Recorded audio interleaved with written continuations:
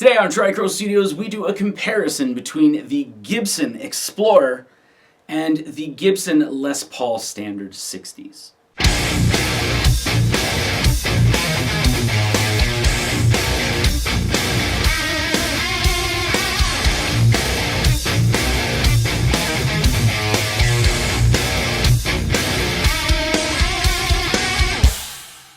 I hope you did read and do understand why I have that disclaimer at the start of the video. I find it's very important, especially for all guitar videos on YouTube or what have you. It's always best to make your own decisions, especially if you're spending a lot of money. So try them out yourself if at all possible, and don't let goofballs like me make your decisions for you. So I do have 5 sound samples today, and yes, it is this channel. Because it is this channel, we will have a full-on metal sound sample. It's about 3 minutes as the 5th sound sample. Then I'm going to go over some quick specs, and as well I will talk about what I find are the most important differences.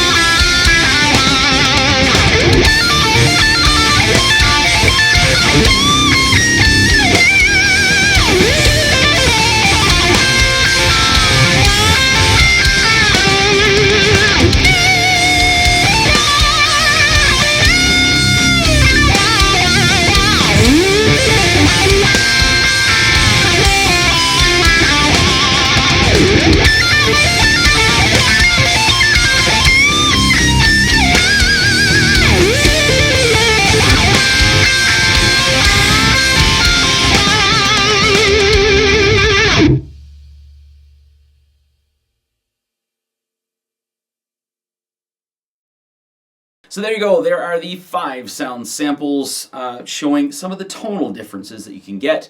That is, of course, if you can hear it between YouTube's compression and as well the fact that some people watch these videos on their phones and then leave comments complaining that they're listening to these on their phones, so how can they tell the difference? That's a thing! Anyway, I do want to talk about some quick specs here. So the Les Paul standard 60s has the 61R and 61T pickups in it, whereas the Explorer here has the Burstbucker 2 and Burstbucker 3. I believe the standard 50s has Burstbucker 1 and 2 in them, so that may be a little bit of a difference there. As far as weight, the Les Paul is definitely heavier, but not by a lot. So that is something that you may want to take into consideration, of course, this being a non-weight relieved Les Paul. One misconception that I've always heard is that the Gibson Explorer here is part of the Modern series. That is actually not the case. This is part of the original series. So one thing that does mean, this does not have the PCB board in it. It is hand wired. However, it doesn't have orange drop capacitors. I think it's a little circle one, so it's like a paper cap capacitor, I believe. Whereas this, of course, has the orange drop capacitors. This has an ABR1 bridge. This has just the regular 6 in line with no flippies on it. They both have the Grover tuners on them.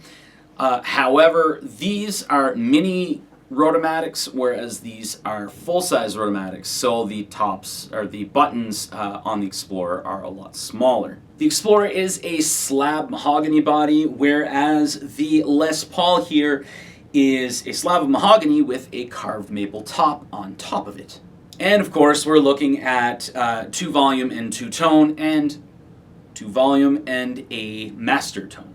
So honestly, there's a lot more specs that could be spoken about. However, I do want to take a little bit of time and talk about what I find are the biggest differences, and that's kind of feel and perceived comfort. So let's first take a look at the Explorer. Now, first and foremost, if you're not an Explorer guy, don't buy an Explorer.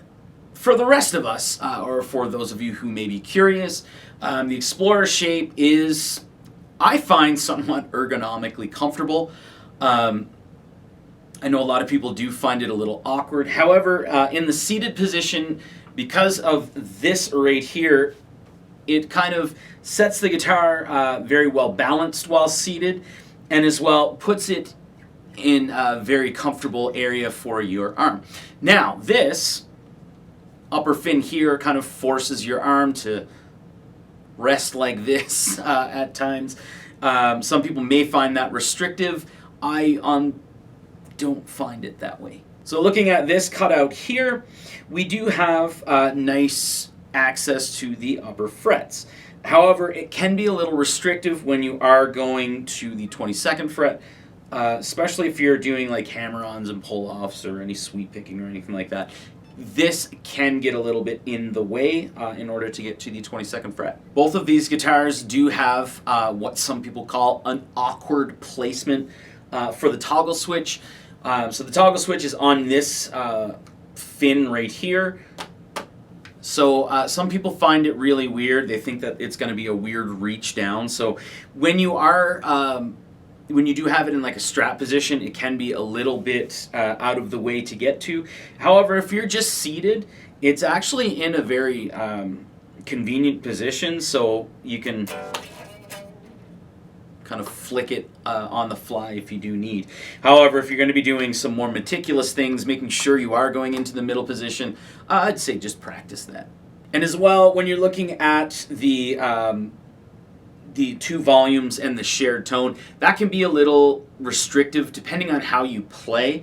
If you do use the tone a lot, especially in the middle position, having a shared tone can not be a setback, but can be a little restrictive if you are used to the 2 volume and the 2 tone. Most players don't actually, they just use everything on full blast, so it won't really be a thing.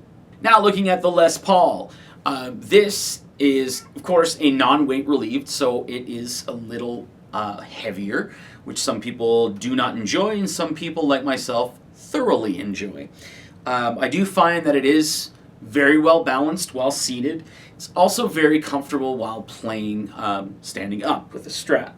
Because of the contours and the shape of the body here, your arm seems to rest very naturally, and you're not kind of restricted over where your elbow is being placed. So it's a little more ergonomic, I guess you would say, and gives you a little more area for your arm to rest. And then, of course, this cutout right here, same sort of a deal as the Explorer. However, I do find that you can get to the 22nd fret a little easier, just of where the body meets the neck itself. Then, of course, looking at the toggle switch, some people love where the toggle switch is, some people hate where the toggle switch is. I find that it is very satisfying just to flick it with your thumb or your hand or what have you when you're going to make changes. And just because it is right above the neck pickup here, a little off-center, of course, it is very easy to make more. You can go to the middle position, make sure you're in the middle position if you need to do so, a little more than you can on the Explorer. Then, of course, we're looking at 2 volumes and 2 tones. That gives you a little more tonal options if you are that type of a player. So placing this in the middle position, just like on the Explorer, you can turn the volume down on the neck pickup or the bridge pickup and have the other one full blast, or you can do your blending. However, when you're looking at having 2 tones, you have a little more tone shaping possibilities with this type of a setup. Alright, so there you go. There is the comparison between the Gibson Explorer and the Gibson Les Paul Standard 60s. This is an antique natural. This one here is in Bourbon Burst. So hopefully I did help you out and give you a little more kind of excitement if you are looking to purchase either of these guitars. And just as I did say in the disclaimer, and I always kind of feel this way, if you're going to be spending a lot of money on a guitar and you have the ability to go into a store and play both guitars, go into the store and spend some good time with it. It's always best to do that just to see if you're going to bond with the guitar. There's many guitars out there that you think you'll love, you just don't bond with them. So make sure you are spending your time in the store, annoy the salespeople, and play Stairway to Heaven. I don't know. Anyway, thanks for watching.